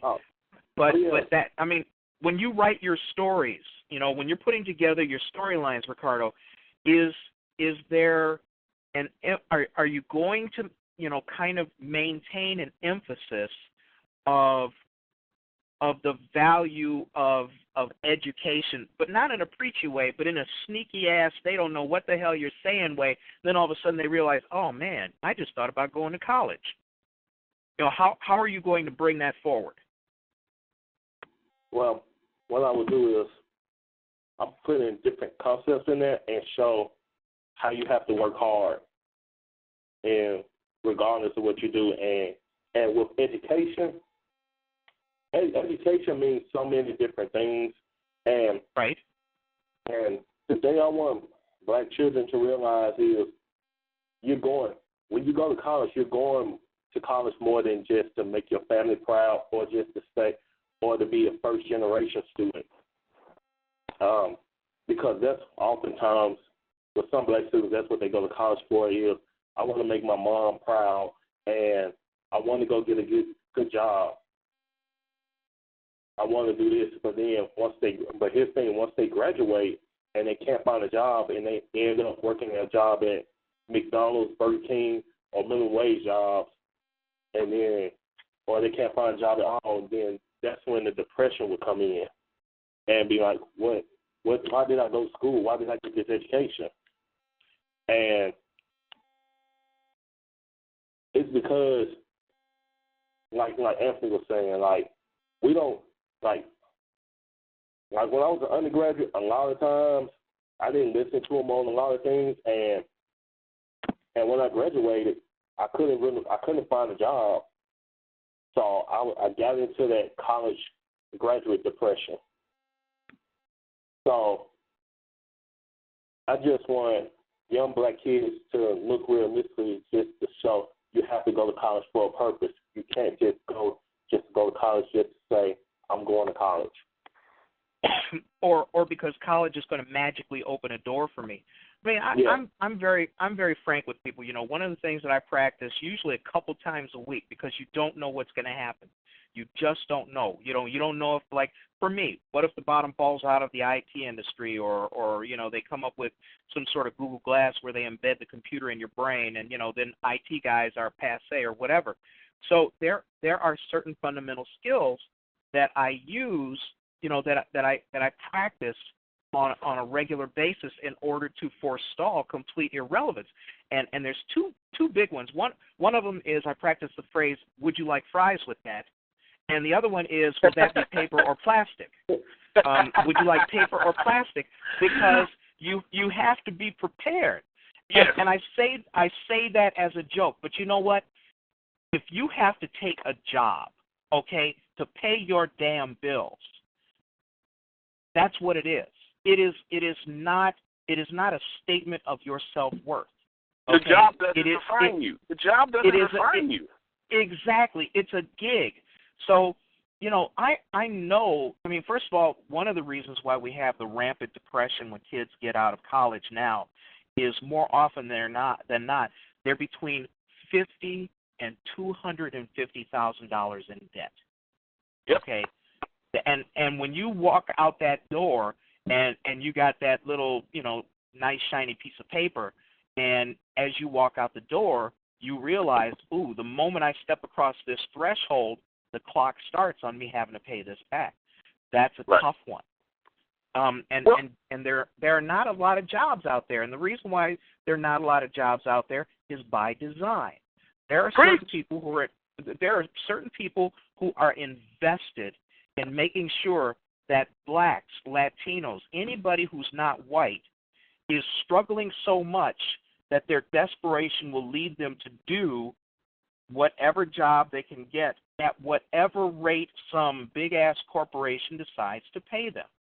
All right? And even conveying that to someone, to give that to somebody when they don't know, oh, man, am I going to have rent to pay? That's a tough lesson to tell them. But the complexities of life are huge, and going to college is one way of preparing you for life. It's another step. Very few people are prepared to come out of high school and go into life. All right? Think about the ones who maybe come out of high school and have a kid they have to take care of. I mean, it's unfair, it's unconscionable, but it happens. So one of the things that hopefully your series is going to help people understand is this is what life is about. This is why college is necessary. Hey, there's some fun things you can do that are associated with going to college, and take every situation that comes to you and try to take something positive away from it. I mean, those are all pretty laudable goals when you're putting together a series, and especially a series that's aimed at young people. So, I mean, all of that is great, guys. And the fact that you have a lot of different weapons in your arsenal to successfully bring this forward is somewhat of a comfort, because, you know, a lot of people go into this and, you know, like I said, I wrote a book and I didn't know anything. I didn't know anything about publishing. I didn't know there was a catch-22 in publishing where you can't get a publisher without an agent, and you can't get an agent unless you've already published. Right. You know, I find that out and I go, well, what the? I mean, you know, how do you manage that? You know, how do you break that out? And so, you know, people say, well, you've written something nobody's ever written before. Hang in there. And I'm going, well, I will tell you, I have enough ego in me that I don't want to be a great posthumous author. Man, right. That William Hayashi, he wrote some good-ass stuff. Too bad he's dead. So, you know, even you know, older people, everybody has to find accommodations that allow them to go through life without terminal depression, without you know, to go through life without hope. You know, nobody wants to go through life without hope. So, well, I'm sorry. Go ahead. I developed the answer. I was quiet for a moment because I did not have the answer, but now I have the answer from Ricardo and those who may help us co-write this thing.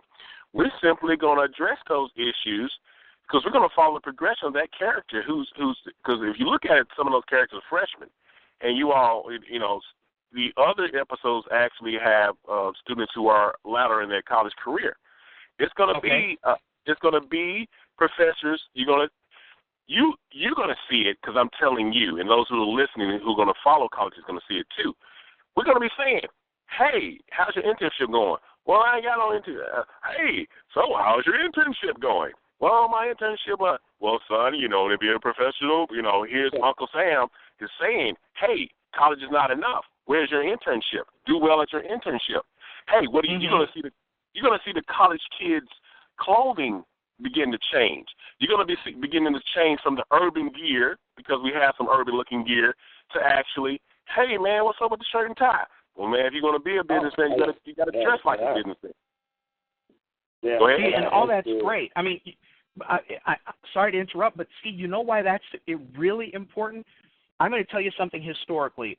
During the early 1900s, when the Chicago Defender was the only major black-owned newspaper in the United States of America, it was based here in Chicago, and what porters and railroad workers did was they would hide bundles of the Tribune on these trains that went from north to south and south to north, and as they came to certain crossings, they would throw these newspapers out so that blacks in the South could get these newspapers without being caught, without being seen, because they couldn't really sell it. But what was in it was, I forget the colonel's name, but one of the things that was in there was a series on how to dress and how to behave and how to get by in the North. Get it, boy. And so here you are, it seems like you're following in the same footsteps. You know, I'll tell you right now, you don't go to court for a traffic ticket or a little weed possession with your pants hanging off your ass. Hell to the knowledge. All right? You don't walk into court with your hat cocked to the side. You don't bring a hat to court. And being able to convey these things to kids who don't know any better, I mean, hopefully emulation is going to be one of the successes of what you guys are putting together, because you're aiming for a demographic that's a little bit older than most comic books. Comic books, you want to catch the kids, preteens, young teens. But when you talk about moving into adulthood, there is a whole huge world out there that you have to navigate, you know, where there are certain expectations that you just have to meet. You can't stand there going, oh, I'm sorry, go ahead. No, I strategically bought my book, Farnsworth Bentley, How to Use Swagger to improve your swagger. I'm jacking the name up. How to use style, confidence, whatever, to be mobile. And if you know who Farnsworth Bentley is, he was the person who's basically responsible for P. Diddy's style now. And he's a Morehouse man. He tells his story. And it's funny, when he came to speak, and the gentleman who knew I had educational ties would text me all through his presentation.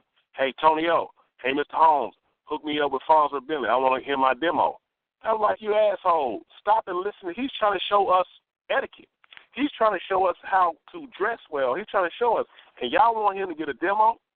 And when I put the book on the counter at work, which I work for a men's clothing store, there's an effeminate, our tailor is an effeminate, well-dressed, well-groomed young man. And my manager, who may be listening on this call right now, who's the jackrabbit who was making all the commotion earlier, I think he realizes the enormity of this interview now. He probably apologized. No, really, he was an asshole who was doing all this stuff, and I call him that because that was messed up what he did. But I strategically placed the book on the counter, and he took the counter. We had a men's clothing store now, and he took my book and put it in a drawer. Then I said, wait a minute now, because we clash all the time. I go like, we got hunting and fishing magazines in the bathroom of a men's clothing store, but when I put a book on style on the counter, you put it in the drawer. He reacted the same way I thought he would react. He said, he would P. Diddy, blah, blah, blah, and I wouldn't use the word swagger. And out came the guy was very clean cut, very nice guy. He came from the back. He said, well, I don't think I would use swagger. That's kind of streetish. I said, both of y'all need to listen to me. If I can just use one word, yeah, it's temporal. Yeah, it's going to be gone tomorrow. Yeah, swagger. If I can tell a young inner-city kid, I'm going to show you how to use your swagger to get into mainstream, that gets his attention.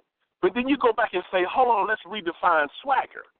This is swagger with some florsome shoes on, some pinstripe pants. Oh, man, what? Yeah, the way I dressed, P. Diddy saw me and bought me, and he tells a story.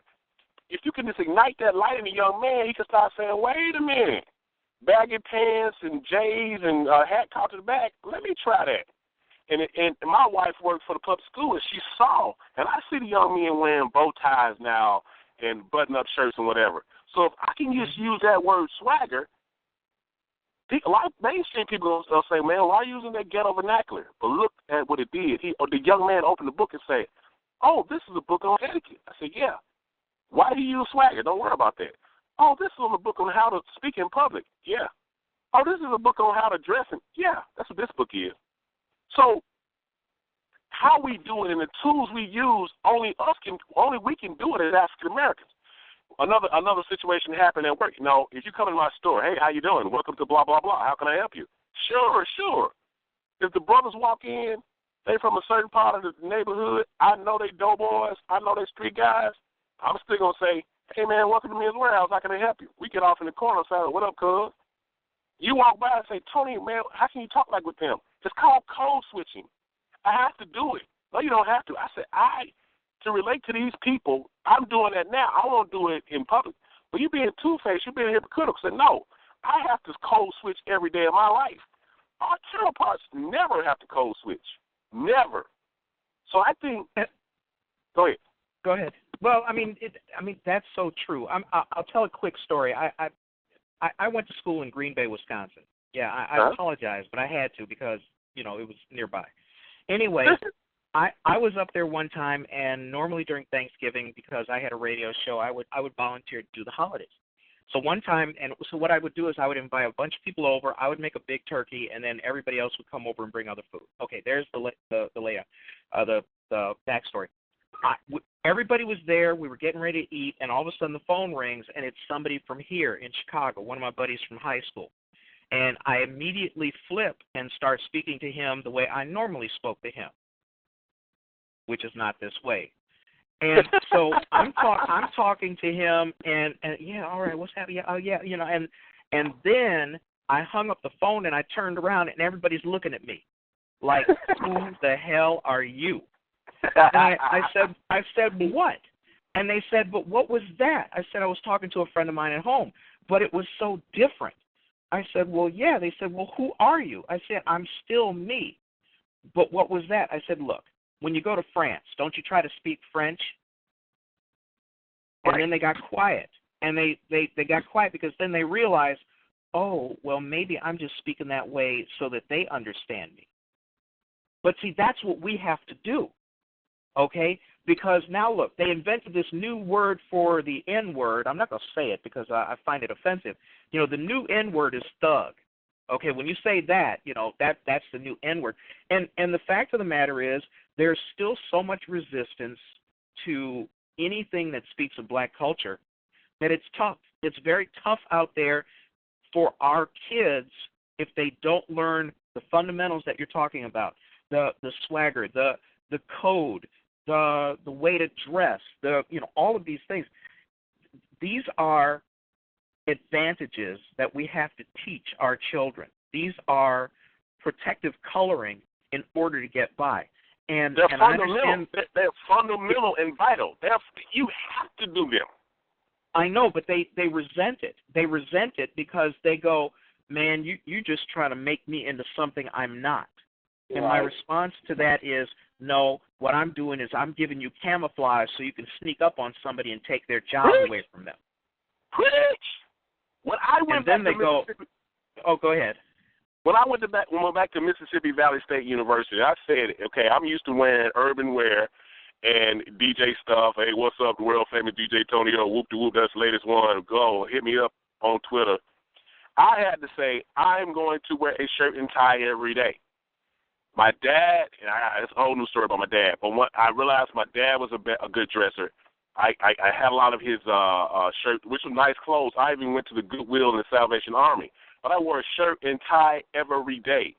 I morphed into just halfway learning to really learning quality clothes and learning how and meeting Farnsworth Bentley and spending time with him and reading his book to begin not only being the best dressed student, non-traditional and traditional, but the best dressed man on campus. I bought that here, and I'm talking about I'm shirt and tie every day. Why do you have that on? So I dress like a professor and act like a professor, and that's why 2 weeks after I graduated, I was offered an assistant professor position. Now, you catch me on the block. You catch me on the block on the hood at a barbecue, I'm the world famous DJ Tony O. But when it comes to 9 to 5 or whatever, I'm Professor or Anthony Holmes. That's who I am. I'm not two-faced. I'm not. That's the game. Yeah, but it's very, very tough because so many young people, because of their resentment, because of their anger, because of the fact that they don't believe that they're going to have a better life than their parents had, they go, they will treat that as selling out and not realizing that it's really getting over. So, yes. I think that's something that we should probably be able to convey to them in a better way. And even that can be a part of the series that you guys are putting together.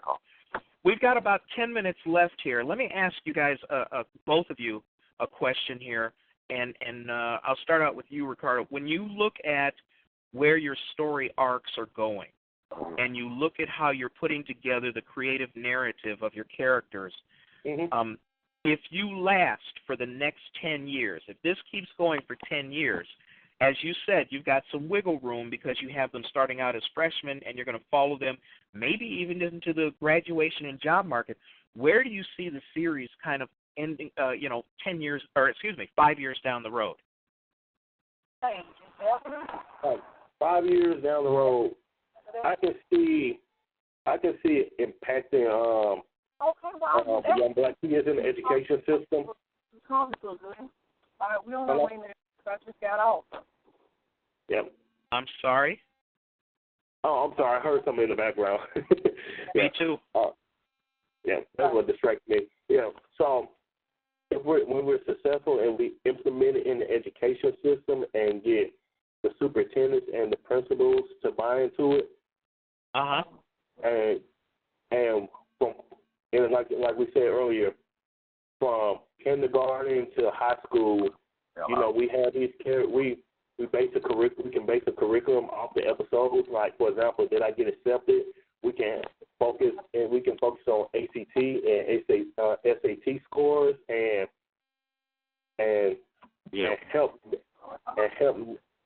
help show that when they learn it, mathematics and geometry and stuff, they can use it for a purpose and make learning more fun. Because I have experience growing up in Greenville, Mississippi, and being in the education system, I'm looking at these. I'm looking in the books. I'm looking at these math symbols and language arts and all this other stuff. But I resisted and hated learning because I didn't see myself in those books. I only seen European, Asian civilizations, but they never did in the education system talk about African civilization. So I just really hated learning, and I was just doing my work just to get by and get an A. Or I mean, I wasn't even a straight A student. So 5 years from now, when I see college kids, I can see the impact it's going to make on these kids, and we can raise up a new generation where we can get those ACT and SAT scores up and make them and start learning from a different angle than what they used to. Okay, so basically you're putting together a creative universe that has purpose and direction much further than merely the narrative that you have today. Yeah, and by the way, in one of my college kids episode, one of my characters I love working on is one of my characters, Moesha. She's the smart mouth, the girl who likes to talk back, and that's Zena's sister, and Zena is the nerd. So with Moesha, she flunked out of her first year as a freshman student because she's an architect major. She majored in architecture, so of course it's going to be hard for her. So a character like Moesha, it can encourage like young black girls to, probably want to be future architects. So wherever these characters' majors are, it can encourage kids to start deciding on what career they want.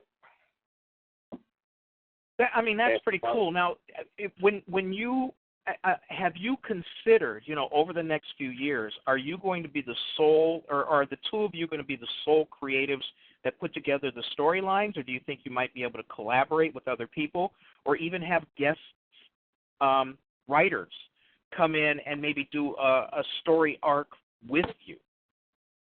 In other words, do you think you guys will be able to collaborate, or is this going to be more like a singular pursuit for you guys?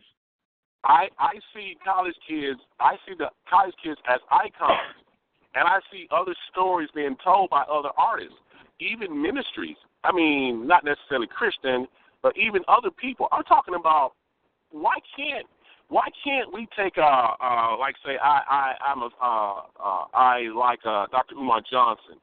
Why can't we create avatar or cartoon character who has the attributes of a Dr. Umar Johnson and say, okay, what part would you like to infuse on this Dr. Umar Johnson?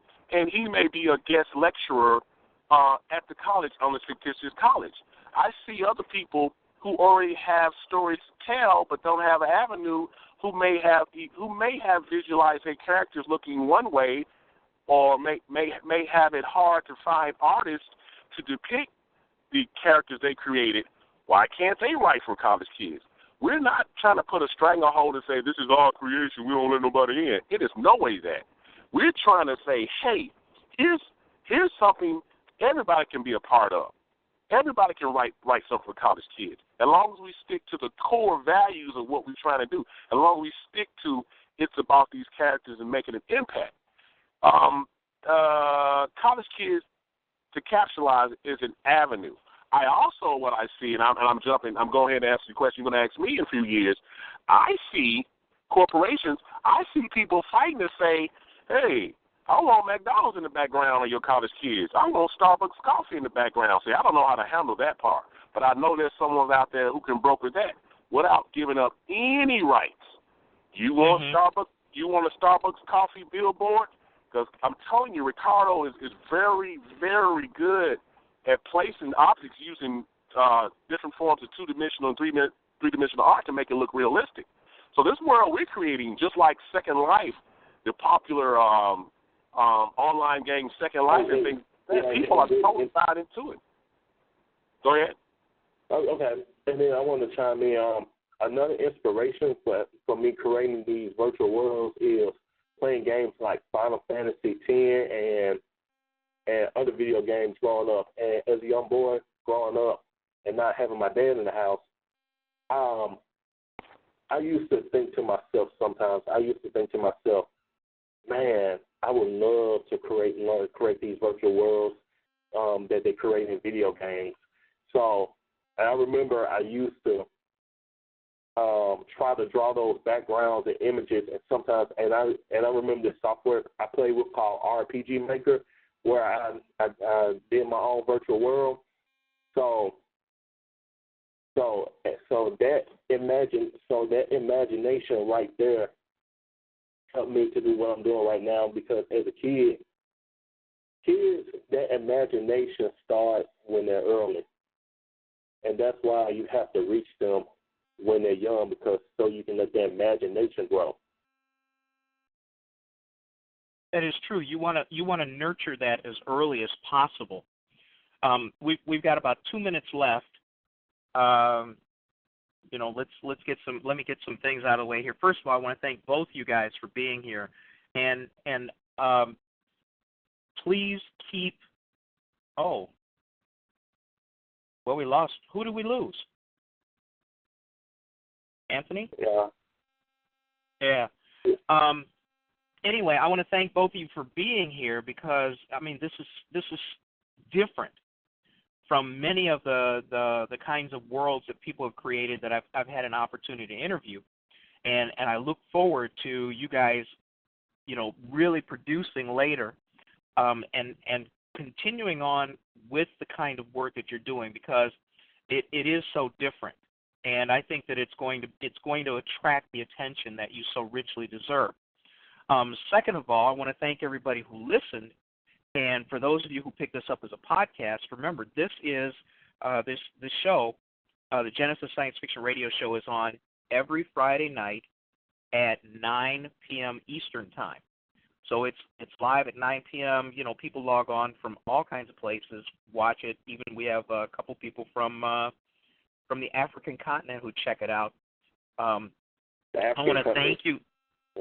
I said continent. I didn't say country. I did watch somebody say that on TV, and he was like, he was pretty stricken. And so, but anyway, I mean, Ricardo, I want to thank you for being here and being able to present people with what it is that you've managed to create. And I'm sure it's just a matter of time.